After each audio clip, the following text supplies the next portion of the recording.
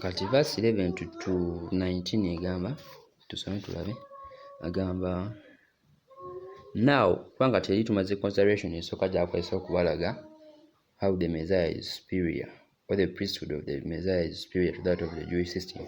So 11 agamba now if perfection had been attainable through the Levitical priesthood, for under it the people received the law, what further need would there have been for another priest to arise after the order of Melchizedek, rather than one named after the order of Aaron?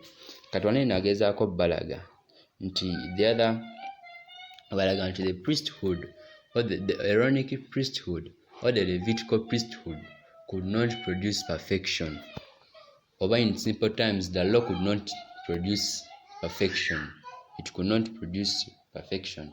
So abalaga nti Katwane abagamba nti singa yali so if that Levitical priesthood could produce perfection, then there would be no need of getting another kind of priesthood after the order of Melchizedek.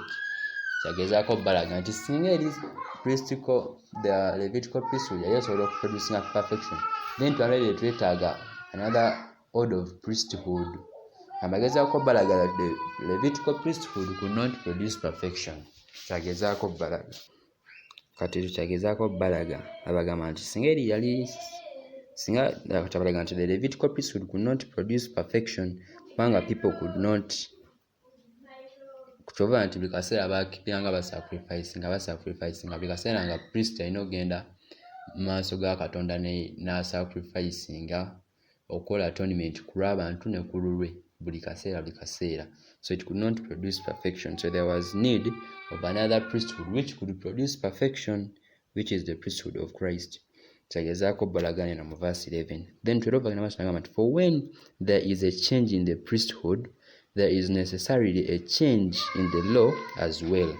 Kati abalaga nti singa abaawo enkyuka kubanga wana amaze obalaga nti mu verse 10 balaga that there was a change in the priesthood from the Levitical priesthood, which was in the order of Aaron or the Aaronic priesthood, to the another priesthood, which is the priesthood of Christ in the order of Melchizedek. Kati abalaga nti there was a change in priesthood. Kana mukumenya byagenda masanga nti singa if there is a change in the priesthood, then it means the law must also change, or there must be a change in the law also. Kichagezaako tegeeza neno bwagamba nti there must be a change in the law tategeeza. So bagamba the connection requires us to understand it only of the law so far as it was connected to the Levitical priesthood. Kati wana amateeka gayogerako gaga amateeka agaali connected to the Levitical priesthood, not the moral law or the 10 commandments. So this could not apply to the 10 commandments or to any other part of the moral law.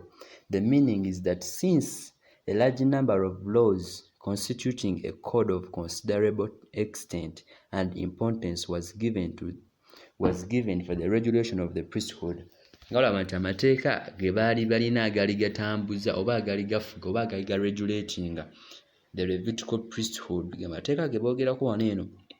But the meaning is that since a large number of laws constituting a code of considerable extent and importance was given for the regulation of the priesthood and in reference to the rites of religion which they were to observe, so it followed that when the office was superseded by one of a wholly different order, wholly, W-H-O-L-L-Y, a wholly different order, the law which regulated them had vanished also.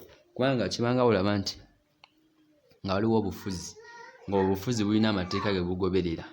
Then obufuzi bwe bufuuka lugenda ku kufuzi olwo ate nga olaba gavumenti ya Museveni NRM. Aba NRM balina amateeka gabatambuza bonkagongo. Gyeko constitution ya Uganda baba n'ebirengeri bye bakolamu ebintu byabwe okulaba nga bali regulating ekibiina kyabwe.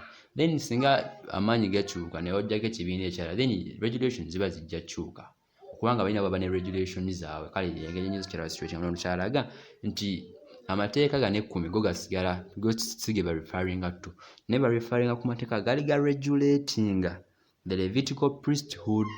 Then into Rokma, this Levitical priesthood was already superseded, or already jidwa nga bataddewo priesthood, and which was the priesthood of Christ. So the laws regulating had to change. So kyagezaako balaga naye nga is not referring to the what? To the 10 commandments. So for when there is a change in the priesthood, there is necessarily a change in the law as well.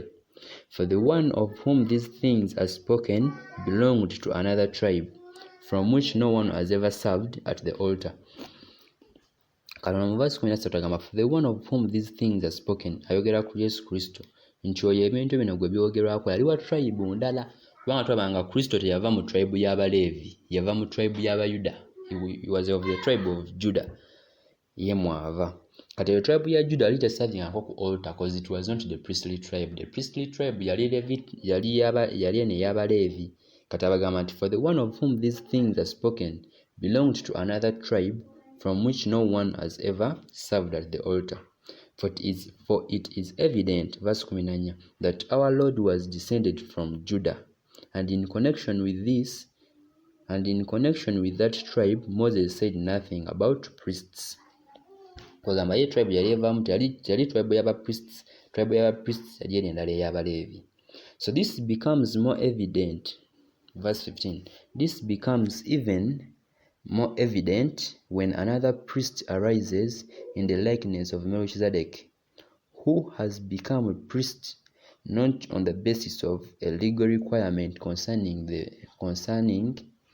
bodily descent, but by the power of an indestructible life. Katonda abalaga nti waliwo change in the priesthood. Netujja ku Christian ya Kristo. Naye kati abagamba mu verse 13, naye ono ebino gwe byogerwako, the priest of whom we are talking about, who is Jesus Lord, is from another tribe which had not served on the altar. Nga bwayongera okillustrating mu verse 14. Then verse 15 agamba, this becomes even more evident when another priest arises in the likeness of Melchizedek. Kubanga Yesu Kristo yali ali in that likeness. Kubanga Melchizedek talina birth date, talina end. It is the same as Christ. He has no, he's to live forever. He has no father, no mother. So mu ngeri ng'eyo, it is that likeness of Melchizedek.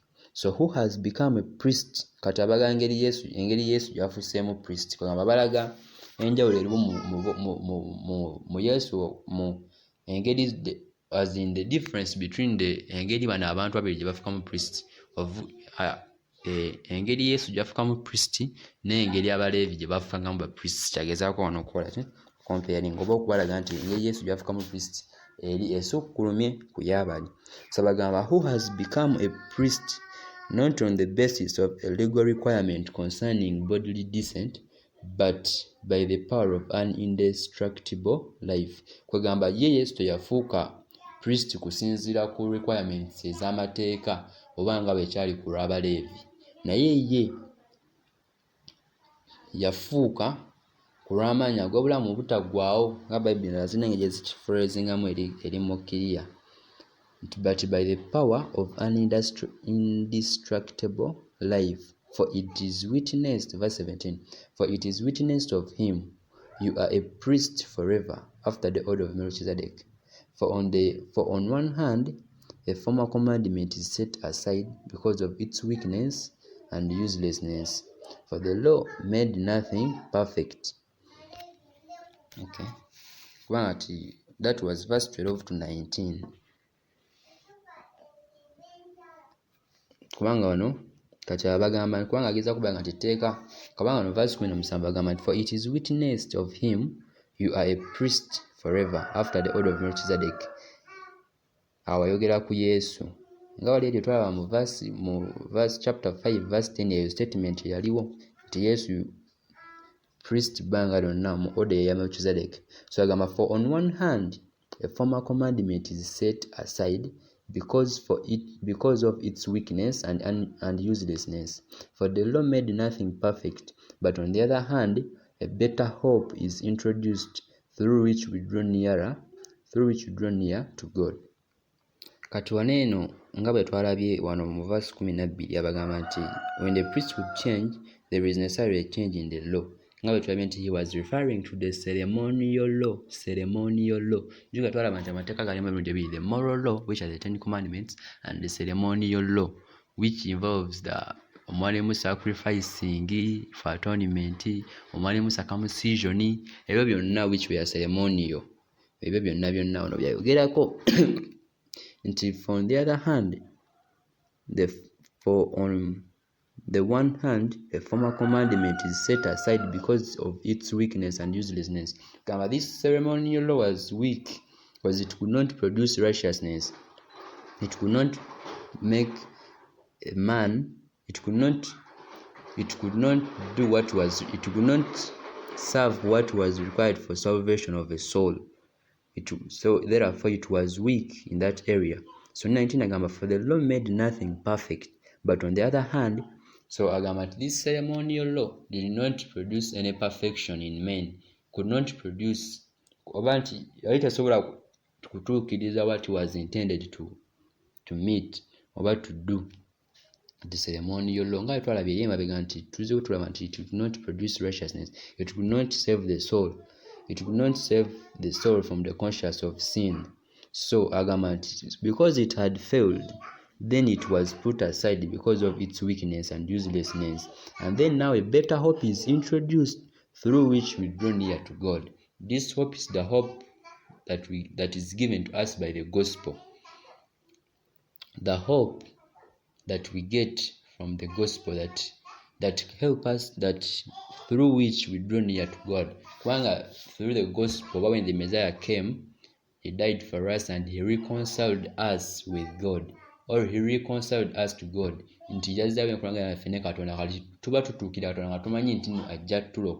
So we approach God with the confidence that he will forgive us, he will save us, because we were reconciled with him. So now this hope gives us, now this better hope is introduced through which we draw near to God, which the ceremonial law could not do, because it could not produce that which was required for the salvation of the soul. So kubanga now kati enkyukakyuka eyaliwo nti bwe twakyuka, when the priesthood changed, even the law had to change. So the priesthood changed, and then the ceremonial laws were changed. They were rendered useless, and because of their weakness, so they put them aside. And now we got a better hope through the gospel. So now we changed it from the ceremonial law to another hope, to a hope that we get from the gospel, that when we approach the reconciled God, oba Katonda oyo gwe twazibwawo naye, kubanga Christ reconciled us to God. So we are confident that he will save us. We are confident that we are going to receive forgiveness on his throne. So ekyagezaako okubalaga wano eno. So in kati wano eno sofa kye twakasomako oba kye twakakabalingako wano abalaga mu chapter mu division esoose twabya 1 to 10, how superior, or is trying to show them, to illustrate to them that the Messiah or the priesthood of Christ was superior to that of the Jewish system. Then part 11 to 19 abalaga nti there was a change in the priesthood from the other one to this priesthood of Christ. Then abalaga, if there was a change in the priesthood, then there must be a change in the law. So the change was that we changed from the ceremonial law, we put that aside. We don't go by that. And then we got a better hope which was introduced to